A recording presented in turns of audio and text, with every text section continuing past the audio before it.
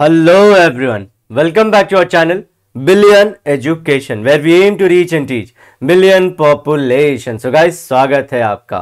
तो हम लोग करने वाले थे something called as the memories के बारे में guys. So memory, types of memory, उसमें हम लोग जानते हैं दो टाइप के मेमोरी होते हैं। एक होता है प्राइमरी और दूसरा होता है सेकेंडरी। जी हाँ गाइज, आप लोग को याद रखना है। अब प्राइमरी और सेकेंडरी के अलग अलग नाम भी हैं। जैसे कि प्राइमरी को अब भी लिख देता हूँ सो दैट कि आप लोग जान जाओ, जब आप लाइफ में कहीं सुनो तो इन्हीं के नाम है, प्राइमरी और सेकेंडरी। क्या और इनके नाम है? प्राइमरी को मेन मेमोरी भी बोला जाता है। फिर इसी के बाद इसे और एक नाम से बोला जाता है, इंटरनल मेमोरी बोलते हैं। ये उस तरह की इंटरनल मेमोरी नहीं जो आप लोग मोबाइल में सुनते हो, ये इंटरनल मेमोरी है। इसी के बाद सेकेंडरी को हम लोग और इसी को मेमोरी को हम लोग वोलाटाइल भी बोलते हैं। प्राइमरी वाले को वोलाटाइल ही बोलते हैं। अब मैं अलग कलर से बता देता हूँ। सेकेंडरी को बोलते हैं हम लोग ऑक्सिलरी, मतलब बाजू का, ज़्यादा इंपॉर्टेंट नहीं है। इंटरनल इसे बोलते हैं एक्सटर्नल, और वहीं पे इसे अगर वोलाटाइल तो इसे परमानेंट बोलते हैं। इतने सारे नाम इन्हीं के हैं। जब भी आपको बोला जाए कंप्यूटर से रिलेटेड या सीपीयू के लैंग्वेज में, तो हम लोग यही सारी चीज़ें बोल रहे हैं गाइस। होपफुली आपको समझ में आ रहेगा। मैं चाहता था पहले ये चीज़ें क्लियर कर दूं कि किसको क्या बोलते हैं, अदरवाइज हम फंसे रहेंगे। अरे सर ने तो सिर्फ प्राइमरी बोला था, सेकेंडरी ये क्या नई चीज़ आ गई।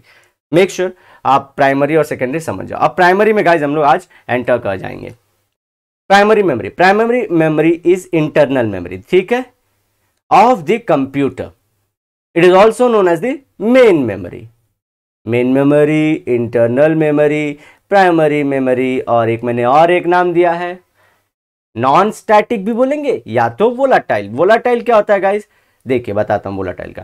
Primary memory holds the data and instruction on which computer is currently working. जैसे कि समझिए, मैं अगर आप लोग मोबाइल पे या कंप्यूटर पे काम करो तो आप कुछ समझिए सर्च करते हो, तो आपने एक इनपुट दे दिया आपके कंप्यूटर के, भाई नेट पे सर्च करो यूट्यूब, तो वो उसी पे काम करता है। तो जो पूरा काम कर रहा है ना, वो जो इंफॉर्मेशन पे काम कर रहा है वो प्राइमरी मेमोरी है।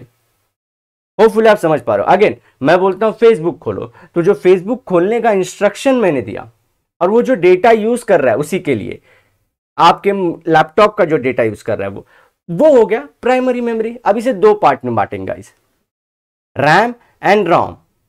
रोम रोम में बसा है राम, दोनों एक जैसा है, ऐसे इर्रेस्पेक्टिव ऑफ रिलीजन, ऐसे बोल रहा हूं। रैंडम एक्सेस मेमोरी, चलिए इसको देख लेते हैं। It stands for random access memory.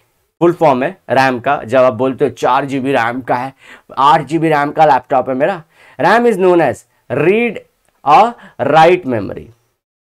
It is generally referred as the main memory of the computer system. ये भी प्राइमरी के अंदर इसको भी प्राइमरी, इसको और मेन बोलते हैं। रोम से भी ज्यादा, रोम से ज्यादा राम बड़ा है। The information store in this memory is lost as the power supply to the computer is switched off. This is why RAM is also called as volatile memory.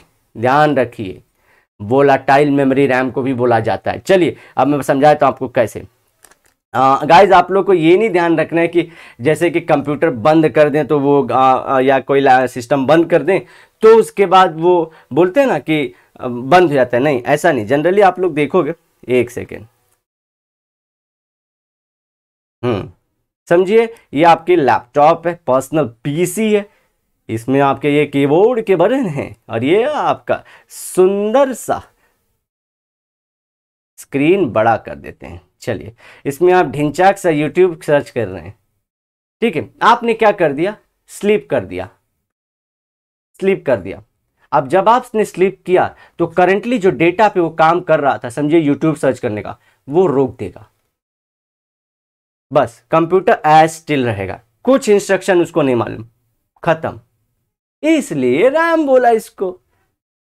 समझ, पावर सप्लाई आपने of किया तो मतलब क्या, उस data को supply किया। अब ये नहीं कि जाके आप पूरा का पूरा उसे स्विच ऑफ कर दो। अगर हाँ, वो भी एक टाइप है कि आप जाके पूरा का पूरा सिस्टम को स्विच ऑफ कर दो, अगर आपने स्विच ऑफ किया तो अब तो पूरी इंफॉर्मेशन ही खत्म हो जाती है। फिर से आपको नए सिरे से हर एक इंस्ट्रक्शन, क्रोम का हो चाहे आप लोग को जो भी आप लोगों ने अपने जो डेस्कटॉप पे रखा है उसको ऑन करिए, अब फिर से क्लिक करिए, फिर से नया कैशे जनरेट होगा, फिर से हर सारी चीजें उसी तरह से होंगी।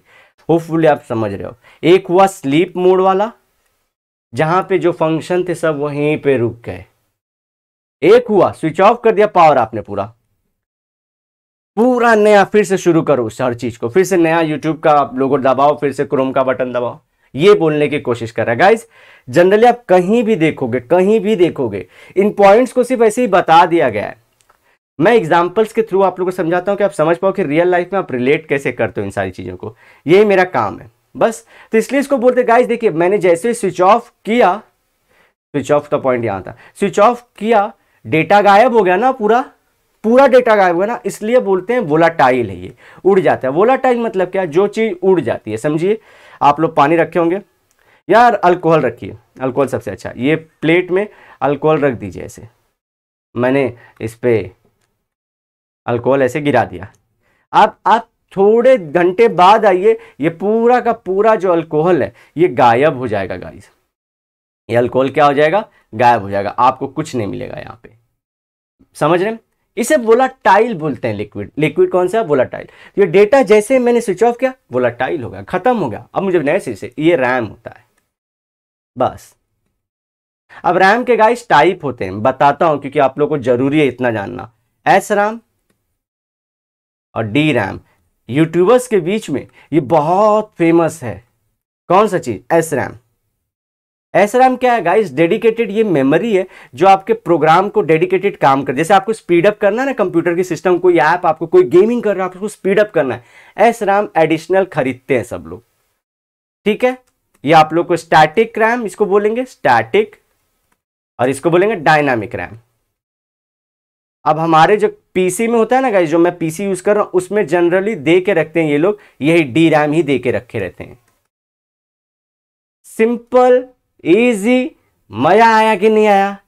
चलिए अब और आगे बढ़ूंगा। रैम आप समझ चुके हो, अब रोम में रैम को बसाना है हमको। रोम चलते हैं।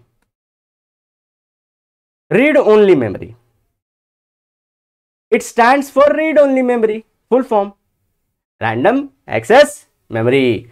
Read only memory is a permanent type memory, permanent है ये, ठीक है। अब ये आरओएम भी और सेकेंडरी भी परमानेंट दोनों रहते हैं। The content is not lost when power supply is switched of. देखिए अब यही लैपटॉप में चलता हूं, रैम का खत्म, अब रोम में आ जाता हूं।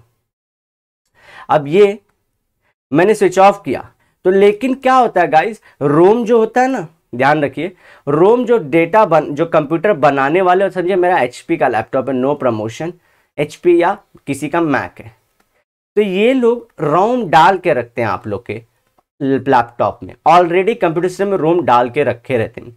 ये क्या होता है, जैसे कि अगर आप लोग ले लो, सिंपल ले लें हम लोग, लॉक टेबल हो गया आप लोग का, ये डेटा चेंज नहीं होने वाला, जो सारी चीजें, ठीक है। तो ये डेटा को वैसे के वैसे ही यूज करने के लिए लोग रेडी रखते हैं ताकि वो उसी फॉर्म में हो जाए। तो आप भले स्विच ऑफ करो स्विच ऑन करो, कुछ फर्क नहीं पड़ता, वो वैसे का वैसे ही रहना, वो साइड में पड़ा ही रहता है, रोम वो पड़ा ही रहने वाला है, उसको कुछ नहीं फर्क पड़ता। और ये कौन डालता है, मैन्युफैक्चरर, ध्यान रखिए। अब मैन्युफैक्चरर है तो ये पहले क्या होता था गाइस, इसे ना आप लोग क्या बोलते हैं, प्रोग्राम को चेंज नहीं कर पाते थे, प्रोग्राम को चेंज नहीं करते। लेकिन हम लोग देख रहे हैं डे बाय डे इतने सॉफ्टवेयर बन रहे हैं, इतने चेंजेस क्विकली हो रहे हैं, तो इनको लगा कि रोम को भी हम लोग को प्रोग्राम करने के कैपेबल बनाना चाहिए। तो उसी हिसाब से आया प्रोग्रामेबल रोम, पी रोम। तो इसका नाम क्या है, प्रोग्रामेबल। इसमें आप चेंजेस कर सकते हो, सब कुछ चेंज आपको लग रहा है कि सॉफ्टवेयर में थोड़ा ऊपर नीचे करके इसका अपीयरेंस जो भी अच्छा करना है कर दीजिए, इसको आप कर सकते हो यूजर एंड पे। अब इसके लिए अब और भी है, लेकिन इसमें क्या, इसमें सिर्फ आप में जो डेटा है उसको सिर्फ चेंज कर सकते हो, खत्म नहीं कर सकते। तो खत्म करने के लिए ईप्रोम आया, इरेजेबल एंड प्रोग्रामेबल रोम। फिर इसी तरह इसको आप इलेक्ट्रिकली कर सकते हो या यूवी लाइट के थ्रू कर सकते हो, वो डिफरेंट काइंड्स ऑफ प्रोसेस हैं। तो यूवी लाइट वाला एक और इलेक्ट्रिक वाला सिग्नल वाला आया, खत्म। रोम में इससे ज़्यादा आपको कुछ नहीं पढ़ना है। ऑलरेडी आप बुक में देखिए क्या दिया गया, और मैं आप लोगों को कहाँ कहाँ से समझाने की कोशिश कर रहा हूँ। अच्छा लगा तो सपोर्ट करिए गाइज, आप ही लोगों जो लाइक करते हो तो ये चीज़ें समझ में आती है, हम लोग की मोटिवेटेड फील होते हैं हम लोग कि अच्छा जा रहा है लेक्चर। ठीक है, चलिए। Content of ROM is decided by the computer manufacturer and permanently stored at the time of manufacturing. ठीक है, ROM cannot be overwritten by computer, आप मतलब यूजर, लेकिन हमको पता है अब आ चुके हैं, इसमें अपडेट कर दिया मैंने। It is also called non volatile memory. ठीक है, आप जो डिफरेंसेस पढ़ रहे हो गाइज ना, ये जो मैंने लिखा था प्राइमरी और सेकेंडरी के लिए, ये आप रोम और नॉन रोम और राम और रोम के लिए भी लिख सकते हो। सेम चीज है, सेम चीज। ठीक है, सेकेंडरी इस तरह लिखना, रोम में से भी ऑक्सिलरी वाला मत लिखना, बाकी सब ठीक है। और एक्सटर्नल, चलिए इसको मतलब इसका अपोजिट लिख देना। ठीक है, लेकिन सेकेंडरी वाला हमको पता है सारी चीजें। सॉरी, ये हमारा ये ओबीएस खुल गया था।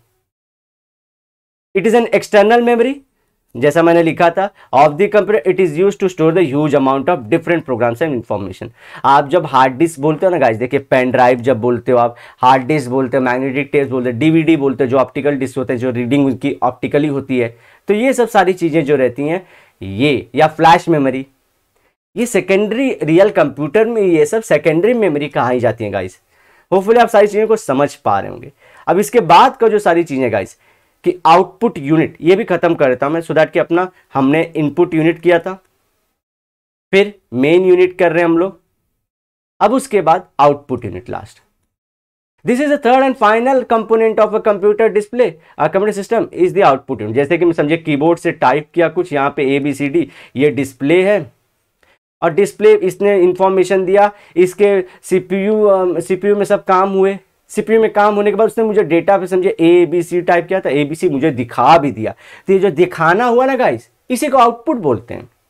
After processing of the data it is converted into format which human can understand. Otherwise आपको तो मालूम है कंप्यूटर में कौन से फॉर्म में स्टोर होता है सारा इंफॉर्मेशन, आप क्या बात कर रहे हैं, बाइनरी नंबर्स में गाइस, बाइनरी या बिट्स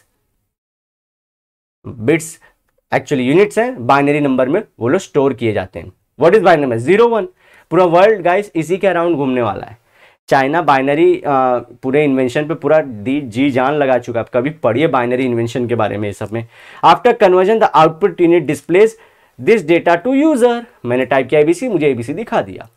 एग्जाम्पल्स ऑफ आउटपुट जैसे include monitor, screen, printer, speaker. झलक दिखला जा, गाना लगा, मैंने टाइप किया, उसने सुन लिया, उसने लगा भी दिया, प्ले भी कर दिया, झलक दिखला जा गाना।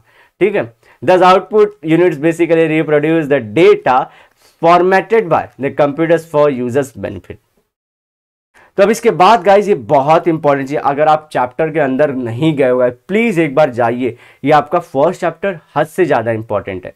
इसमें आप जो ये सब सुने प्रोसेसिंग यूनिट्स, ये लिनक्स के बारे में, ये सब सारी चीजें आपकी इसी चैप्टर में है, और ये चैप्टर अच्छा है, इसमें से ज़्यादा क्वेश्चन भी बनेंगे आप लोग के, ज़्यादा बेसिक्स भी इसी में हैं, और आगे फ्यूचर 12th के लिए भी यही काम में आएगा।